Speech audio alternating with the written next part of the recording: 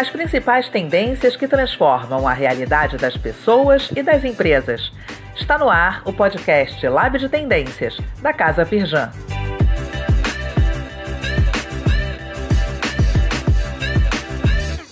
Olá!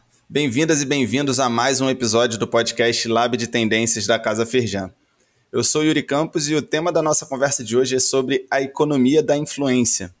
Um mercado que, segundo a Business Insider, deve movimentar cerca de 15 bilhões de dólares somente nesse ano e que, portanto, precisa ser olhado com atenção por marcas de todos os tamanhos.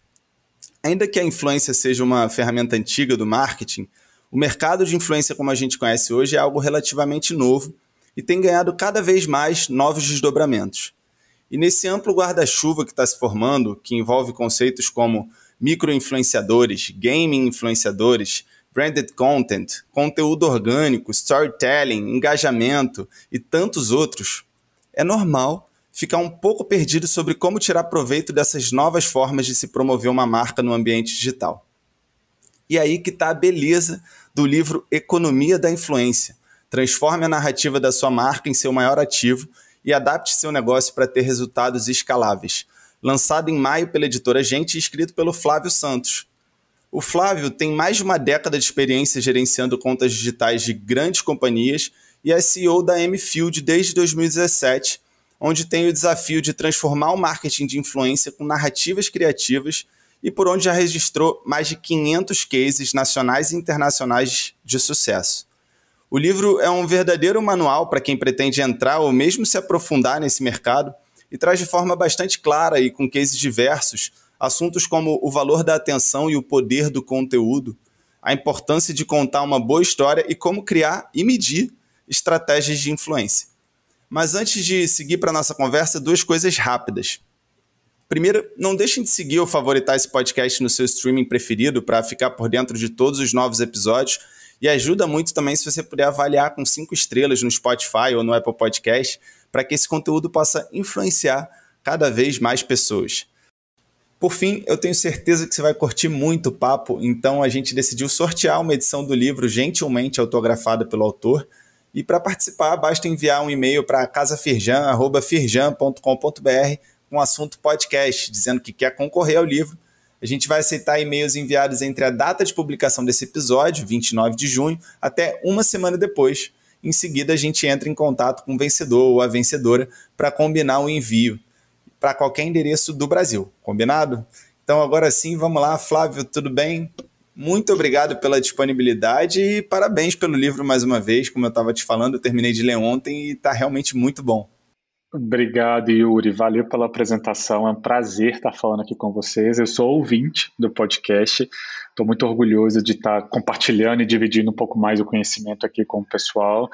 Vamos bater um papo bom, reservei muita história para a gente conversar aí, viu? Legal, legal, pô, maravilha. Eu acho que história já é um ponto central aqui da nossa conversa, né? Mas queria então que você começasse, eu já dei uma contextualizada aí no tema, mas queria que você falasse aí nas suas palavras o que é a economia da influência. Cara, essa é a pergunta que eu mais tenho ouvido aí nos últimos 15 dias, viu, Yuri? Assim, até antes de falar um pouco de economia, queria falar um pouco das curiosidades do título desse livro. Assim, a gente quebrou a cabeça junto com a editora umas 3, 4 semanas para a gente entender um título que resumisse toda a história que a gente queria contar ali, né? Eu queria um título mais conceitual, eles queriam um título mais comercial, e eu acho que quando eles trouxeram essa ideia de como a gente vai trazer esse ecossistema de uma forma mais global, foi a fome a gente juntou a fome com a vontade de comer mesmo, assim.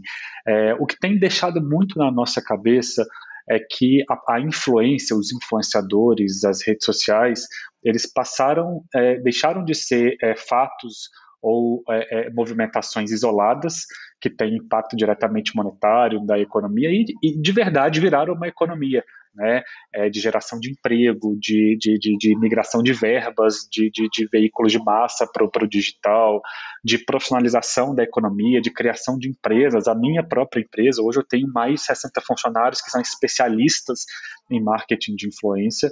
Então a gente entendeu que muito mais do que entretenimento, muito mais do que acessar o dígito e as redes sociais como forma de esfriar a cabeça nas horas vagas, isso movimenta uma grande economia, né? As marcas estão depositando muito dinheiro nesse cenário digital hoje em dia.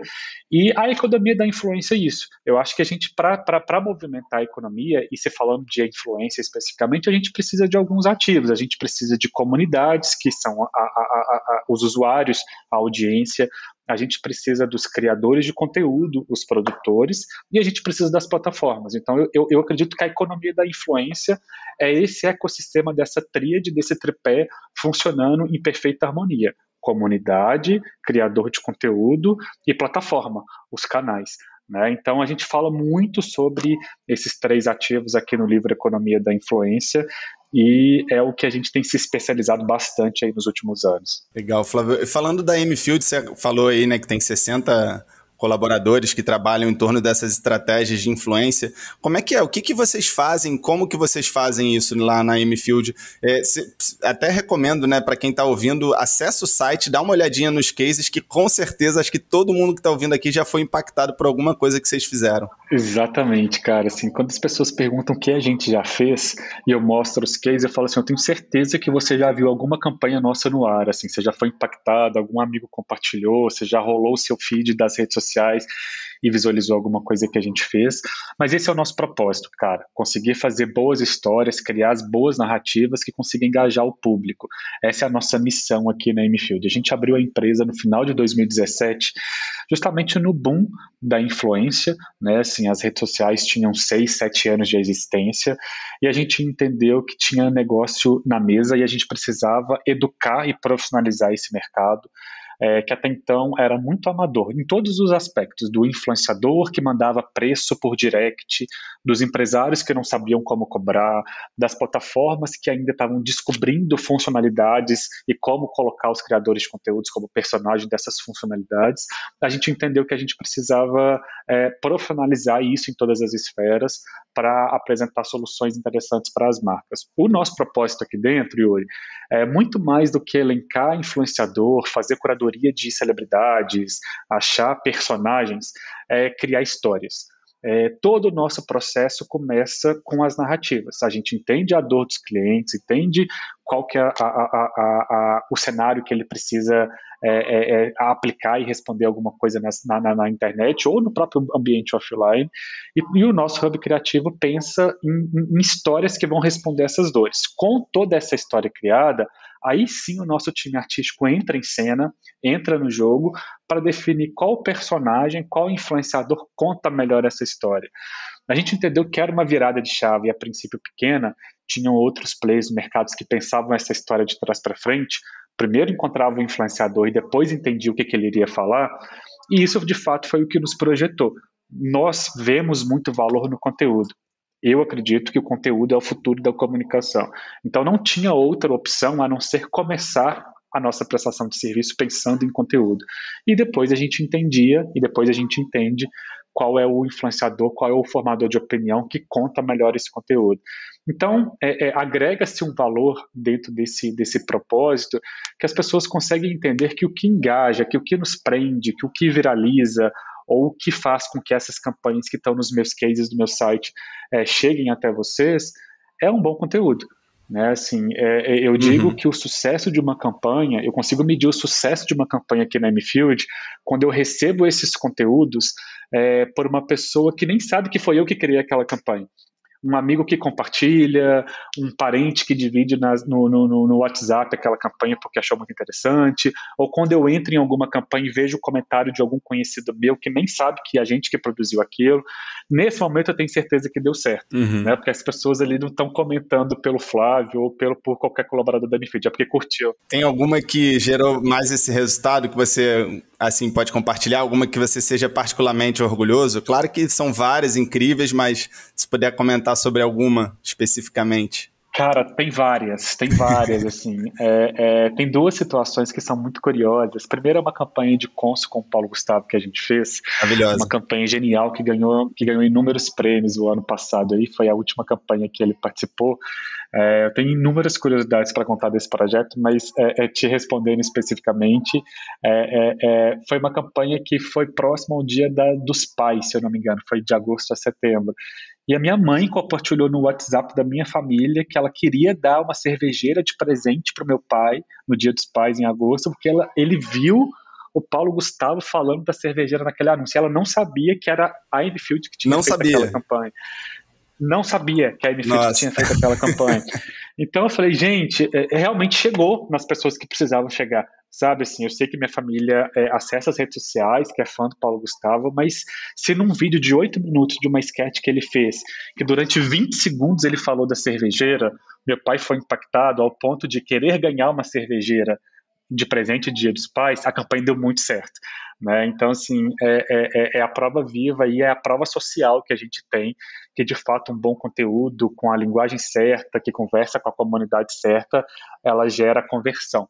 Né? E depois a gente acabou comprando a cervejeira e deu de presente para ele no Dia dos Pais. E como se cria uma campanha assim? Por exemplo, como é que chega o briefing da marca? Como é que vocês criaram essa estratégia junto com o criador, que no caso foi o Paulo Gustavo? E depois eu quero ver um pouquinho, algumas curiosidades aí também dessa campanha, que você falou que tem. Cara, essa campanha foi criada a muitas mãos, Yuri, assim, a agência tinha um insight criativo muito interessante, a marca tinha uma licença poética para conversar com humor, eles queriam um personagem que tivesse essa veia mais descontraída, né? A gente somou com a curadoria de nome, com a parte de criação de roteiro, mas tem muito mérito do criador de conteúdo nesse projeto. Assim. O Paulo, especificamente, era um cara que se envolvia muito nos projetos. A gente teve inúmeras situações dele me ligar 1 hora, 2 horas da manhã, com o insight criativo que ele tinha na casa. E ele era uma pessoa super ativa, que gostava de participar, ele gostava de trazer história, e principalmente, ele conhecia a audiência dele. Ele falava, gente, esse roteiro não vai performar, meu público consome um outro tipo de humor, eu entendo o tom da minha piada, se a gente trocar essa frase por essa frase, as pessoas vão dar muito mais risada, a chance de compartilhamento é muito maior. E a marca e a agência compraram essa licença poética que ele tinha, essa ousadia que ele tinha, e ele participou muito, assim. Eu vejo muito potencial nos influenciadores, nas celebridades que se envolvem como criador de conteúdo. Esse é um puto exemplo disso, assim. Quando eu falo que ele pegava o telefone e ligava pra gente 1 hora da manhã, porque a cabeça dele não parava de pensar na marca. Ele consumia o produto, ele usava o produto e ele tinha tudo na vida dele, naquele momento lembrava o produto, assim. E ele era um cara super engraçado, assim, é genial. Ele ligava, teve uma vez que ele me mandou um áudio, cara, Flávio, tive uma ideia para a campanha de cons. Falei, Paulo, tá, conta aí, manda o áudio, vamos entender o que é. Ele falou assim, não é áudio, você vai me atender em vídeo, que eu preciso encenar para você essa ideia. Aí ele ligou de vídeo, mostrou a ideia que ele tinha, mostrou o meme, que foi a fonte de inspiração daquela ideia que ele teve. Depois isso foi pro ar, para a sketch, para o vídeo que foi para as redes sociais, e foi um sucesso. Quando você conta uma história com verdade, que é esse exemplo do case do Paulo Gustavo com o Consul, a história viraliza, era muito natural. Se você pegar esses posts que estão no ar até hoje, a quantidade de figuras públicas, formadores de opinião que comentaram, tem post da Xuxa falando, eu quero uma geladeira da Consul. Uhum. Isso de uma forma super natural, comentando dentro das postagens dele. Então, assim, essa campanha para acontecer, para ir para o ar com esse grau de veracidade, com esse tom de engajamento, ele tem que ser criado pelo produtor de conteúdo, e a marca principalmente tem que dar autonomia para a criação, porque se fosse algo completamente diferente, se fosse somente garoto propaganda que estrelasse segurando ou próximo a uma geladeira, a um micro-ondas, talvez não faria o sucesso. Então, quando a marca acredita e o criador de conteúdo se envolve e entra de cabeça, sucesso na certa. Quem está ouvindo aí pode ficar tranquilo que a gente vai colocar essa campanha aí que o Flávio está citando no descritivo do episódio, o link, a gente bota todos os links de todas as referências que vão sendo citadas ao longo da conversa, então depois vocês podem acessar. Mas, Flávio, como definir se faz sentido ou não para uma empresa criar uma estratégia de marketing de influência? Então, Yuri, assim, eu até tento desmistificar muito isso no livro. Assim, o marketing de influência, para mim, a minha empresa tem pouco ou muito dinheiro, eu consigo fazer marketing de influência. Eu acho que a influência é para todos. não existe comunicação sem influência. E aí isso se respinga em todas as esferas. Pode ser a influência paga, pode ser a influência impulsionada, pode ser a influência muito bem planejada estrategicamente, e pode ser a influência orgânica. A gente já viu inúmeros casos virais de marcas que viralizam, que caem no gosto popular sem R$ 1 investido. Né? Assim, isso acontece. Não é o mais comum, não é o mais usual, mas isso acontece. Então, a resposta que eu sempre dou para os meus clientes é: você precisa e deve trabalhar com marketing de influência. Qual é a sua estratégia? Qual a comunidade que você quer atingir? Qual influenciador que você quer trazer para perto da sua marca? Para emprestar autoridade para sua marca? Aí é o desafio que eu vou te ajudar a resolver.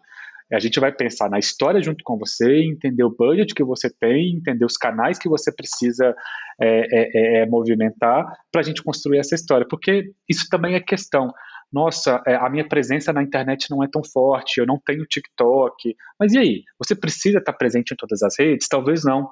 Eu falo disso no livro, né? Assim, as pessoas que perdem o sono querendo estar em todas as redes, e as marcas também, que perdem o sono querendo estar em todas as redes. Às vezes o seu público não está no Twitter, o seu público está no LinkedIn, o seu público está no TikTok.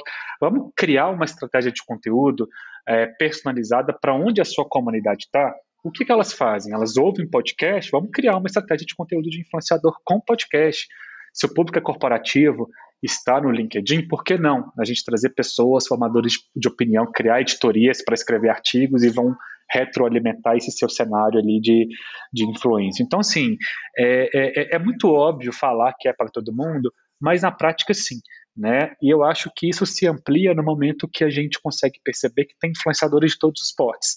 Tem o nano influenciador, tem o micro, tem a celebridade, tem um formador de opinião, tem um influenciador específico em games. Então, assim, eu acho que tem público para conversar com todo mundo, né? E tem comunidade carente de receber conteúdo de todos os influenciadores. A gente aqui não nega cliente não, viu, Yuri? Então, assim, a gente pega projetos de todos os portes, cara, sempre sabendo desse desafio. A gente precisa realocar a melhor verba para o melhor canal com o melhor influenciador. Na hora que isso está bem resolvido, aí entra na parte boa, que é contar a melhor história, né? Então, não é piegas falar que é para todo mundo. Claro que é muito importante a gente entender se a marca está preparada e madura para desenhar uma campanha dessa, porque no momento que você abre um canal de relacionamento ou cria uma rede social, cria um perfil, a analogia que eu faço é que se você criou um outro canal de atendimento, aquele canal precisa de interação, precisa de resposta. As pessoas não estão ali para entrar numa linha de comunicação de via única, tem que ser mão dupla. É a mesma coisa de você anunciar um canal de telefone, um 0800, no seu site, o consumidor ligar e ninguém atender. É a mesma coisa, a rede social precisa de ter conversa.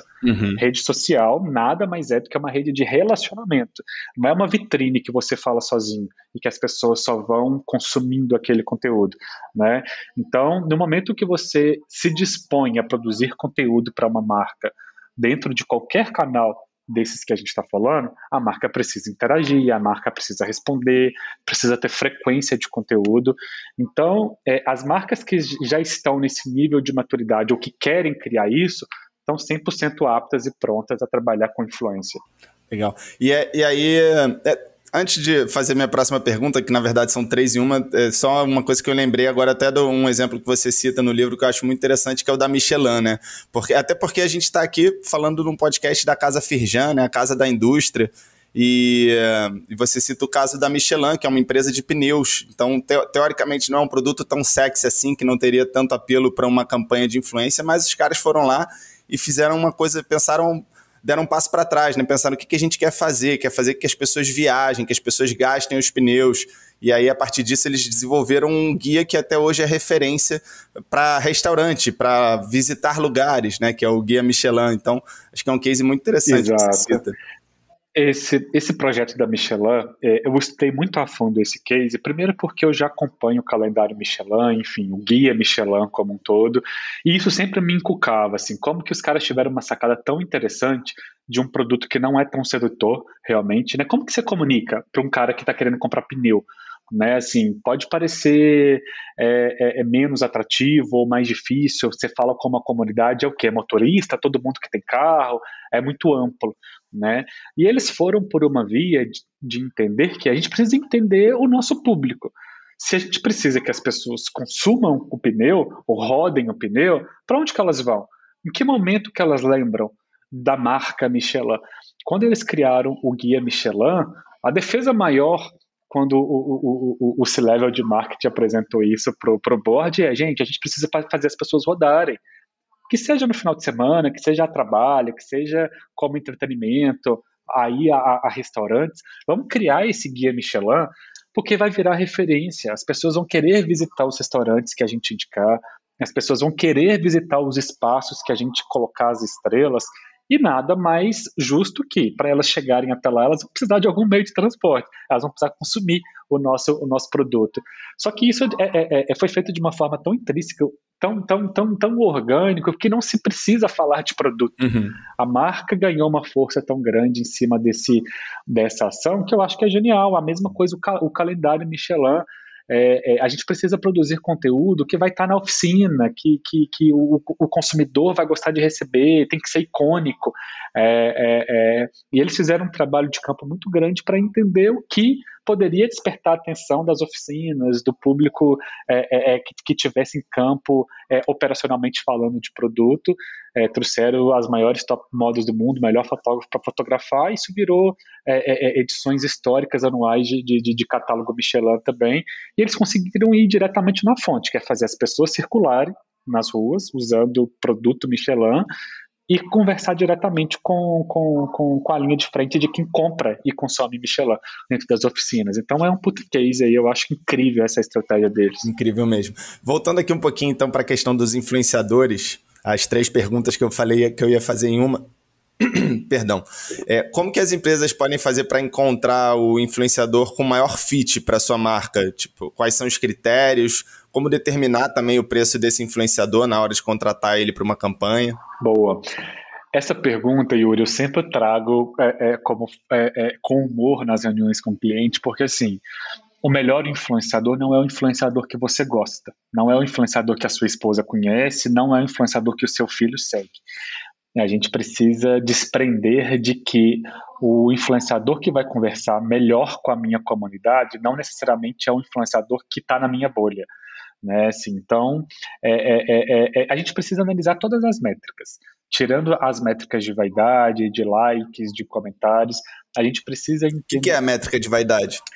Cara, esse termo é um termo que as pessoas estão usando muito e acabou se popularizando aí nos últimos anos, naquela virada de chave que o Zuckerberg tirou a contagem de likes do Instagram. Depois acabou voltando, enfim. Uhum. Mas, de fato, é uma luta nossa como especialista do marketing de influência batalhar contra esses números que são números públicos ou que são números unicamente de vaidade e que são motor para alimentar uma economia que talvez não é a sustentável, não é a que a gente quer seguir. Métrica de vaidade são aquelas métricas de que o melhor influenciador é o que tem o maior número de seguidores? Não necessariamente. Ou a campanha deu muito certo porque teve muito like? Não necessariamente. E a gente consegue aqui, com base na nossa inteligência de BI, fazer uma varredura no nosso relatório pós-venda, de entender e eliminar essa métrica de vaidade. Às vezes é uma campanha de cosméticos com uma grande celebridade que tem 20 mil comentários na postagem, mas daquele 20 mil comentários, a grande maioria é: nossa, como você está bonita, que roupa bonita, que lugar incrível que você está, onde que é esse restaurante, não tem nada falando do produto. Então, se tem 20 comentários e menos de 1% está falando de produto, aquilo se torna uma métrica de vaidade. É unicamente bom para alimentar ego, né? Então, a gente consegue fazer essa separação do que realmente é relevante, do que tem peso, do que agrega valor para a marca, do que gerou impacto para a audiência, e do que é um número que só vai entrar numa caixinha de bons números ali. Então, a gente toma muito cuidado para isso. Mas, assim, escolha de bom influenciador, cara, é o cara que conversa diretamente com o público e que entende a demanda daquele público.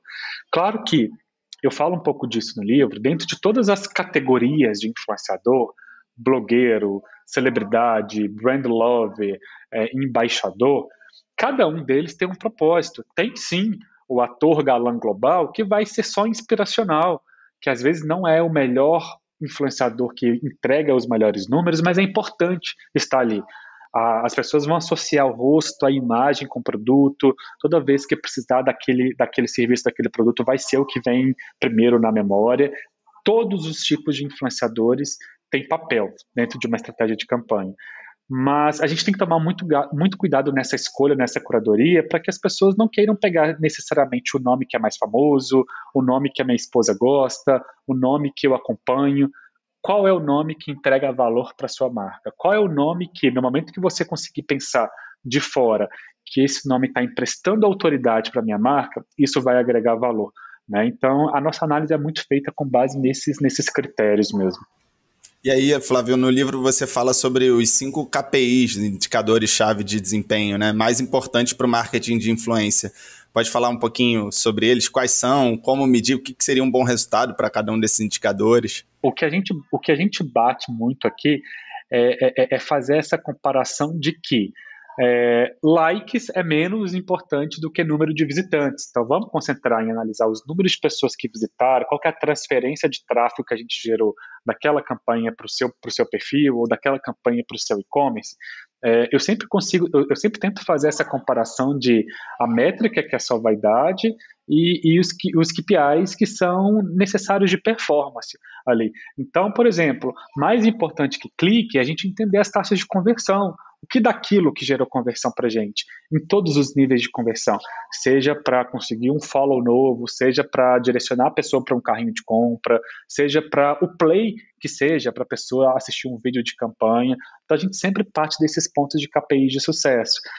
Compartilhamento é uma KPI que, apesar de ser vista como vaidade, ela analisada sobre outras esferas em cima de conversão ao longo desse funil é muito importante da gente entender o comportamento das campanhas em cima de compartilhamento. Você consegue fazer com que essa campanha possa romper bolhas, né? Às vezes outros amigos compartilhando isso nos stories ou no grupo de WhatsApp faz com que essa campanha chegue em um maior número de pessoas, além daquela comunidade, daquela audiência que você consegue ver. Então tem inúmeros fatores, o custo por clique, page view, a quantidade de pessoas que você leva para o destino final daquela campanha, em cima daquele call to action.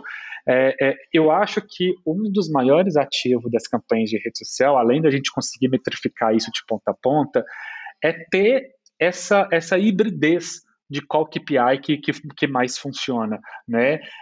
As redes sociais, elas estão mudando o algoritmo a todo tempo, elas estão mudando o formato de como os vídeos ou as fotos são apresentados. Então, a minha preocupação, até quando eu listei essas principais, era até quando essas seriam as principais. Depois a gente colocou um dicionário das melhores KPIs, enfim, o que poderia funcionar mais ou menos ali. Cada plataforma, Yuri, tem insights e dados que performam mais. Pode ser um salvamento, pode ser um compartilhamento, pode ser um acesso a um vídeo ou um áudio específico. É importante a gente entender o objetivo da campanha e o KPI que a gente precisa analisar para cada plataforma.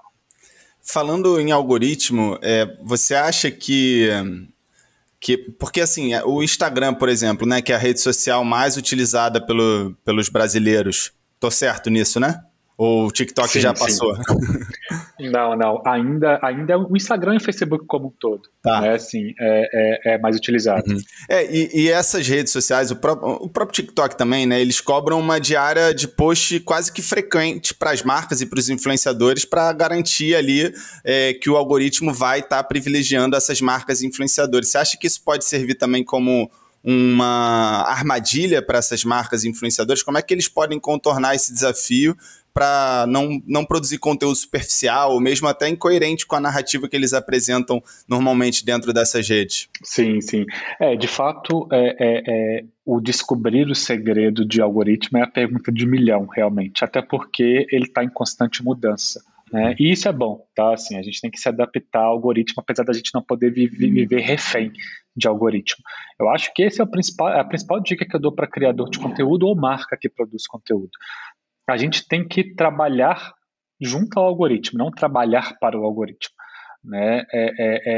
Entende-se que entrega-se mais conteúdo para quem produz mais conteúdo. Se você tem frequência, se você consegue produzir um volume de conteúdos, e principalmente conteúdos em cima das funcionalidades que eles destacam ser mais importantes. Recentemente mesmo, o Instagram estava entregando muito conteúdo de quem publicasse Reels, porque era uma funcionalidade que eles estavam querendo brigar junto ao TikTok. Então, quem produzia mais Reels entregava mais o seu conteúdo ali, né? Então, assim, o cuidado maior, que vai muito além de cuidado psicológico das pessoas não entrarem nessa onda de ter que produzir muito lixo virtual, produzir por produzir, né? Entender o comportamento da audiência. Eu acho que o criador de conteúdo, a marca, ela consegue entender que não tem problema eu não postar todo dia, mas eu preciso postar conteúdo relevante, que agrega valor, que vai gerar compartilhamento, no melhor horário.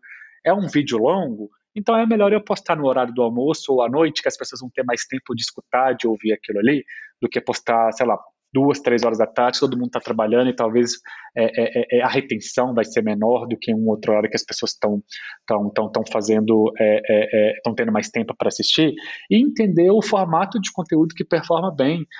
O Instagram está entregando muito vídeo, e eu acredito que no futuro próximo o Instagram vai virar uma plataforma só de vídeo, assim como é o TikTok. E eles estão preparando o feed para isso, né, para ficar full time, full na tela. Eles entregam mais conteúdos de vídeo do que de foto. Teve essa mudança de feed cronológico e não cronológico. Então eu entendo que a gente tem que dançar a música do algoritmo, porém não ficar refém do algoritmo. Não acredito que tem que postar toda hora, todo dia, e é isso que vai ser o fator determinante para você ter mais engajamento. É muito o perfil do conteúdo, o formato do conteúdo, horário, melhor dia. Eu acho que são inúmeros fatores ali que compõem essa fórmula de algoritmo mesmo. Perfeito, Flávio. Vou avançar então aqui para um bloco. A gente tem um bloco no nosso podcast que chama Bloco de Olho nos Sinais.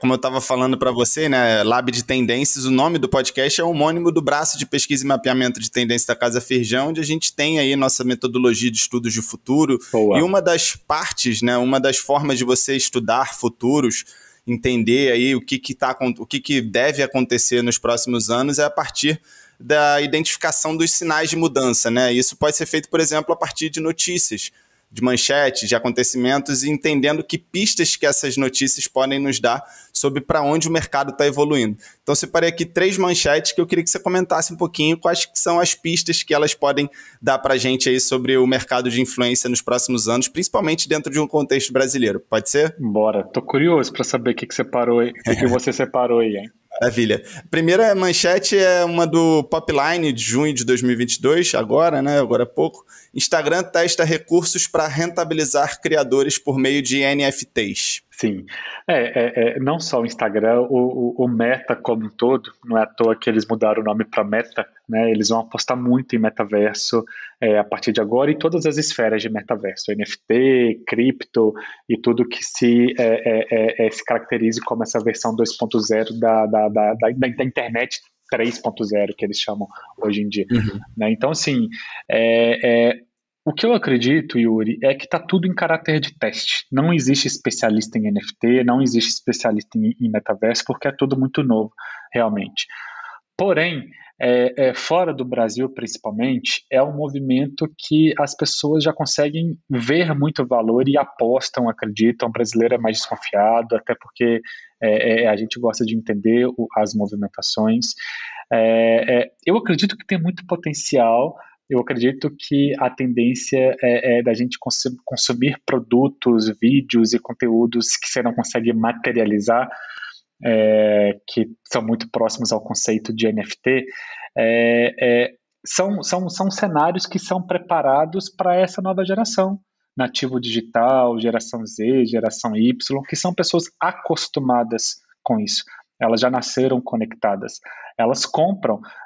Quem não tem um filho, um primo, um parente que compra skill de jogo sem aquela arminha existir e paga caríssimo por isso, né? Assim, então, eles já estão acostumados a comprar e não ter o produto materializado ali, né? Então, eu entendo que o próprio Instagram e o Meta como um todo está preparando esse movimento de monetização de criador com NFT, já pensando nessa nova geração, que é a geração que nasceu na internet e que vê valor nisso, né? Consegue, de fato, comprar sem necessariamente ter, né, ou ver valor em outros tipos de produto ali. Eu não consigo te dizer qual que vai ser a entrada disso no Brasil e qual que é o futuro disso, de verdade. Mas não tem como nem a gente falar que isso é futuro, isso já é presente, né, com certeza. Segundo a manchete, influenciadores virtuais engajam 3 vezes mais se comparado aos reais. E aí só um disclaimer, né? Influenciadores virtuais, aqui a gente está falando daqueles avatares, como por exemplo a Satiko da Sabrina Sato ou a Lu da Magalu. Sim. Você sabe que a Lu da Magalu é a maior influenciadora digital do mundo, né? Assim, com o maior número de seguidores, maior número de engajamento. Fora do Brasil também tem inúmeras outras influenciadoras virtuais. Eu vejo muito potencial, tá, cara? Assim, eu sou um cara que, sendo o pé no chão, consigo analisar o ônus e o bônus de tudo. Nesse caso, eu vejo inúmeros bônus. Eu acho que tem um facilitador enorme. Eu acho super interessante essas influenciadoras terem personalidade, de fato você conseguir entender que elas, o que elas produzem, o que elas consomem, está muito associado a uma personalidade que foi criada, isso é legal. Tem a facilidade de produção de conteúdo, né? A pessoa, por não ter sentimento ali, você consegue fazer com que ela produza a qualquer hora, a qualquer dia, com a mesma cara, com a mesma felicidade. Porém, eu vejo que isso pode se tornar ameaça a médio e longo prazo, né? Assim, a gente está falando de influência e para mim só existe influência se tiver verdade, né? Eu acho que a humanização do criador de conteúdo, do influenciador, é muito importante para passar essa verdade. Tem dia que ele não está tão bem e isso precisa ser exposto. Tem dia que ele vai entregar um conteúdo maior ou com mais tempo ou com entregas adicionais porque ele super consumiu, gostou, indicou de forma orgânica, que eu acho que é a essência que a gente perde com o virtual, né? Tem inúmeras vantagens do virtual ali. Eu acho que vem muito mais para agregar do que para atrapalhar.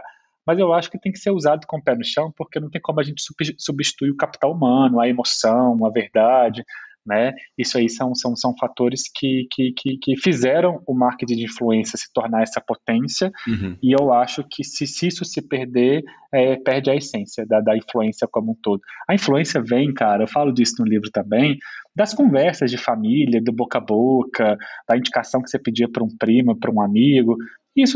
O que a gente fez foi só digitalizar essa influência, essas indicações que a gente pedia, as pessoas que a gente admirava, a professora que a gente acompanhava na escola. Então, é muito natural. A gente modernizou, digitalizou, mas é a mesma influência que sempre existiu, mesmo antes de existir rede social, né?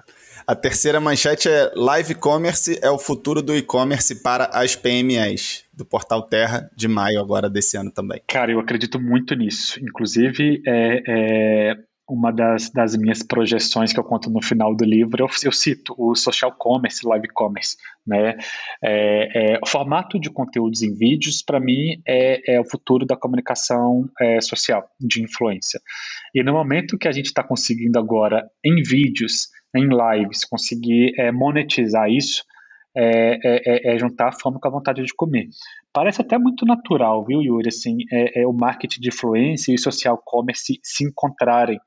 Mas eles sempre tiveram tudo a ver, cara. Assim, não existe influência sem interação e não existe live commerce sem influência. O que eu entendo é que as pessoas estão usando as redes sociais ou o digital como segunda tela de tudo, né? As pessoas assistem televisão logadas e consumindo conteúdo nas redes sociais. Nesse momento que elas conseguem produzir e consumir conteúdo e ainda comprar e ainda converter, de fato é o que a televisão sempre sonhou em fazer e nunca conseguiu. Agora está conseguindo um pouco mais, usando QR Code, enfim, outros formatos de interação de compra. Mas social commerce de fato vai mudar a forma como a gente faz compra online e o live commerce talvez é o maior ativo que a gente tem dentro desse contexto. Legal. E já tem influenciador específico para isso, inclusive, né? Principalmente lá na China, onde o formato nasceu. Exato, cara, assim, tem plataformas especialistas nisso, né? A dificuldade grande que se tinha no início do surgimento do live commerce é as pessoas terem que sair da live para comprar, para consumir, para converter. Perdi a conversão nessa perda dessa transição aí era enorme. Com a tecnologia, com as novas soluções e com os influenciadores que já são especialistas nisso, você consegue realizar a compra no momento da live. Isso aumentou inumeramente as compras dentro desse funil aí. E eu acho que quanto mais especialista tiver, mais o segmento vai acelerar. E a gente está muito, muito ligado com isso, produzindo para cliente, enfim. Eu vejo um potencial gigantesco no live commerce.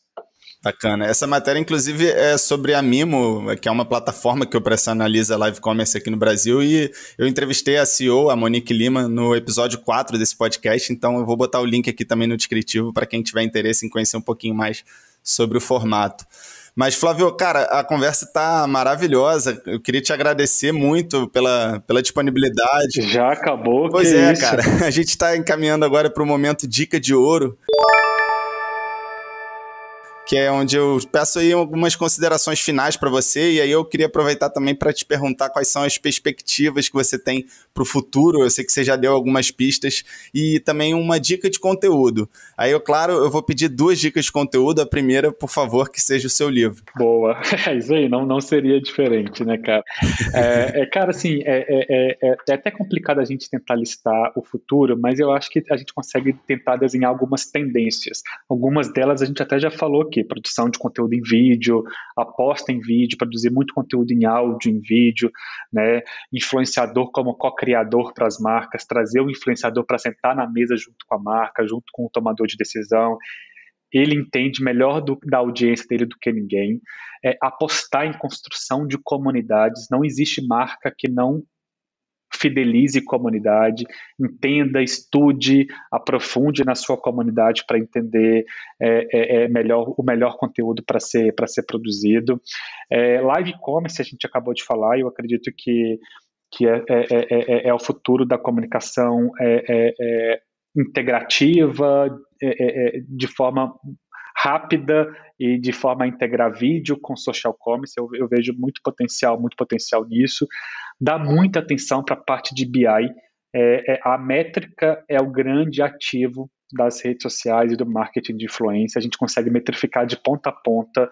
Use os dados a seu favor, humanize os dados, faça a pergunta certa para ter a resposta certa, interprete essas informações. O Brasil é um dos países mais conectados do mundo. No Brasil tem mais celular do que geladeira, então a gente precisa estar atento a isso, entender o comportamento das pessoas. Isso de fato é muito importante. Conteúdo bom, cara. Economia da Influência, tá aí, né? Best-seller essa semana, 8º livro mais comercializado de negócios pela Publish News. É um livro que está com uma leitura leve, fácil, cases do que fazer e do que não fazer. A gente conta, você lê o livro, a gente conta muito case do que também não deu certo, né, para as pessoas conseguirem entender e terem referências do que não funcionou. É um livro não só para curiosos, estudiosos, mas todo mundo que se interessa um pouco mais sobre o assunto da comunicação como um todo, né, tomadores de decisão das marcas. Então tá um material super, super interessante de verdade mesmo. Cara, se eu puder dar uma dica... Tá mesmo. Endosso tudo que você falou, cara. Concordo plenamente, tá muito bacana mesmo o livro. Que bom, cara, assim, é bom. Eu gosto de ouvir o feedback aí de quem leu, de quem já leu o conteúdo do início ao fim, porque isso pra gente é super importante. Tem um outro livro, cara, que eu queria indicar, que é um livro do criador do Starbucks. É um livro que talvez pareça de uma realidade um pouco mais distante. Ele chama Dedique-se de Coração. Ele conta todo o processo criativo de criação da marca, de quando era um café de esquina nos Estados Unidos para virar essa potência aí multinacional, mas ele traz uma verdade muito grande de mostrar os bastidores, de como da importância do colaborador, da essência do funcionário na construção de marca, da importância de todos os produtos, de mão de obra, manufaturado, que chega no cliente final. E eu acho que é um puta case que a gente consegue mostrar o valor agregado que o cara tem, né? Assim, o café custa tanto, o cafezinho da esquina custa tanto, e o café no copo do Starbucks custa 2x. E as pessoas pagam por isso porque tem um valor muito agregado, né? Então, vale a pena dar uma lida nesse livro, Dedique-se de Coração, do criador de Starbucks. Eu estou indicando esse livro para todo mundo, porque de fato ele fez muita diferença na minha construção aí. O livro que eu acabei de ler essa semana e foi super legal. De dica geral, Yuri, pode até ser contraditório em cima de tudo que a gente falou, cara, mas eu acho que a gente precisa aí achar esse ponto de equilíbrio da conexão e do offline, sabe? Assim, tem essa pressão muito grande para todo mundo estar conectado o tempo inteiro, para as pessoas estar produzindo conteúdo o tempo inteiro, e isso de fato é necessário, mas a gente não pode deixar a gente virar avatar de nós mesmos, né? Assim, a gente é humano, a gente precisa se relacionar, a gente precisa desligar o celular, a gente precisa concentrar no filme que a gente está assistindo, a gente precisa olhar no olho nas reuniões que a gente faz, e desligar também está tudo bem, né? A gente precisa usar a internet, a tecnologia a nosso favor. Então, minha dica de ouro aí é a gente conseguir achar esse equilíbrio entre a conexão e a liberdade de viver no offline também, porque senão todo mundo vai pirar, né? Perfeito, com certeza, Flávio. Cara, muito obrigado pela conversa, foi realmente muito bom. Obrigado para você também que está ouvindo a gente até aqui. Lembrando que o Flávio vai assinar um livro e a gente vai sortear, então se você quiser concorrer a esse livro, basta mandar um e-mail para casafirjan@firjan.com.br com o assunto podcast, dizendo que você quer participar desse sorteio. E, por fim, não deixem de seguir ou favoritar esse programa no seu agregador de podcast preferido e compartilhar com seus amigos e amigas que podem se interessar pelo tema. Se tiver no Spotify ou no Apple Podcast, ajuda muito se der as 5 estrelinhas pra gente e, se postar no Instagram, marca a gente no @casafirjan. Obrigado e até o próximo episódio.